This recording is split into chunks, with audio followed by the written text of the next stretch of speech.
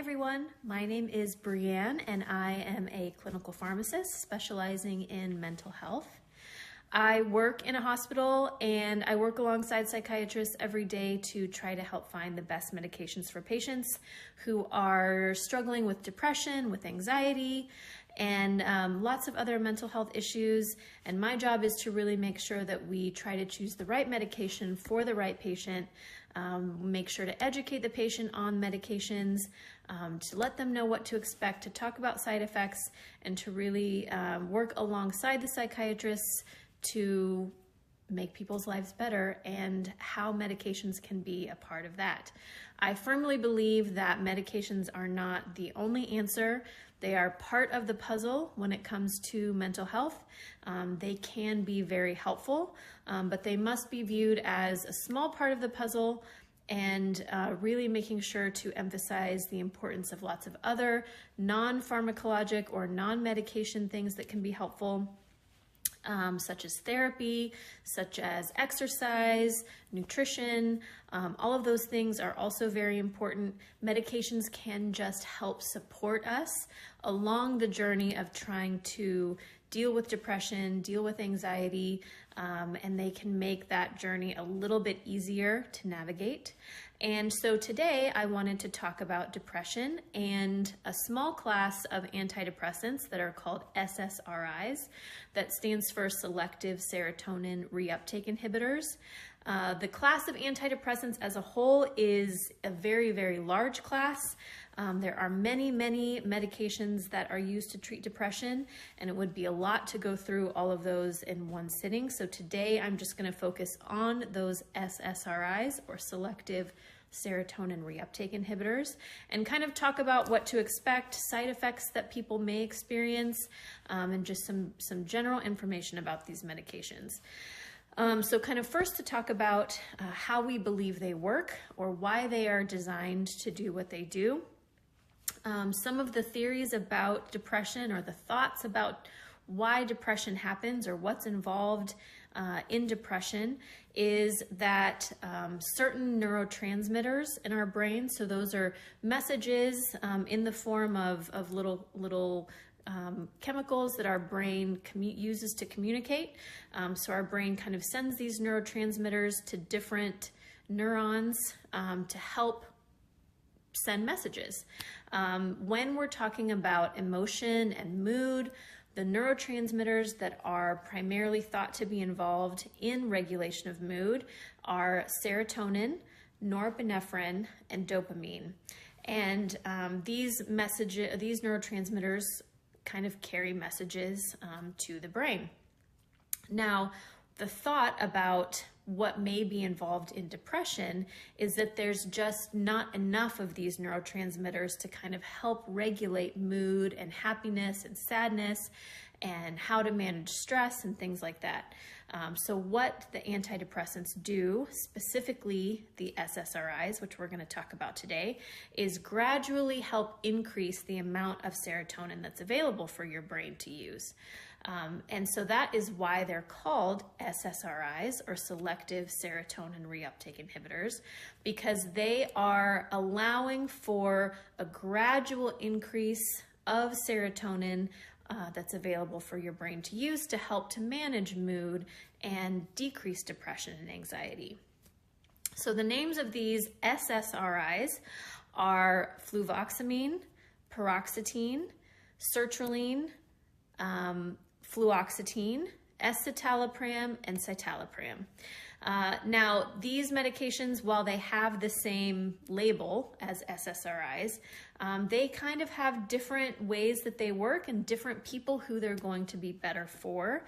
And that's really where my job as a pharmacist and your doctor's job or your psychiatrist's job is to really understand each patient's symptoms of depression so that we can make the best choices for the best medication for you. So just to give kind of an example, people can have very different symptoms of depression, and that's why we have to really understand what your problems are, what symptoms you're experiencing, the things that you're struggling with, so we can make sure to try to find the right medication that's going to work best for you. To give an example, so you might have one patient that's really struggling with symptoms of depression, like getting out of bed, they're sleeping maybe 12, 18 hours a day. They're feeling very tired, very kind of weighted down, struggling with even just, eating or taking care of themselves. And then you may have another patient that also is having symptoms of depression, but they're very different. For example, that patient may really struggle with getting any sleep at all, and they're dealing with very high anxiety, and their mind is kind of just racing and racing and racing, and they're having difficulty completing tasks because they're struggling to focus on the tasks because of just how their mind is kind of going. So those people have depression, but very different types of depression, and so each of them would benefit from a different type of medication that really best targets those symptoms specifically. So to give an example, you might have our first patient that I said was, struggling to get out of bed, sleeping a lot, just feeling very fatigued and very tired. They would benefit from an SSRI that's more activating or stimulating, kind of giving them a little bit of that extra boost, a little extra energy. Whereas our other patient that was struggling with getting any sleep at all and feeling very, very anxious and kind of keyed up, that patient would benefit from more of a sedating or a calming antidepressant.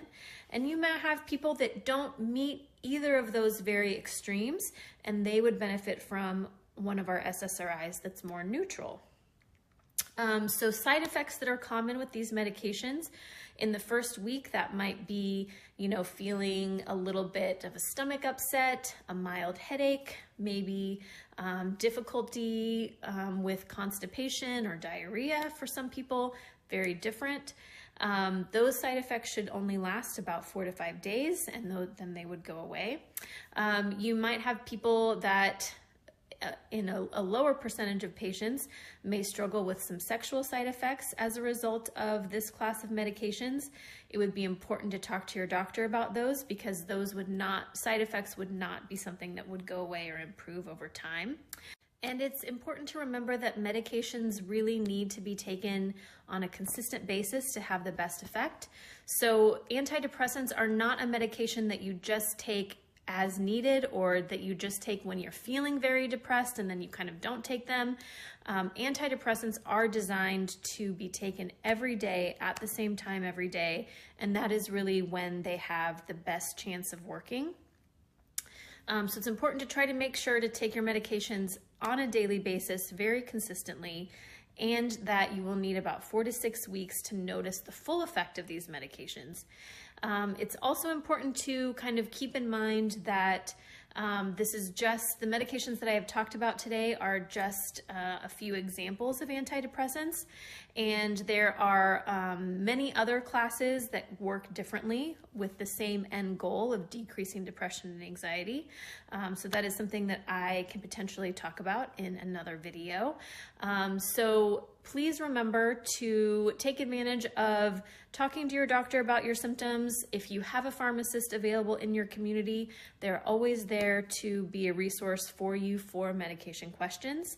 And medications, again, like I mentioned at the beginning of this video, they are a part of the whole puzzle for helping to treat depression, anxiety, other mental health issues. Medications only work if you take them. So take your medications every day, and we will be back to discuss more medications to help treat depression. Thanks, guys.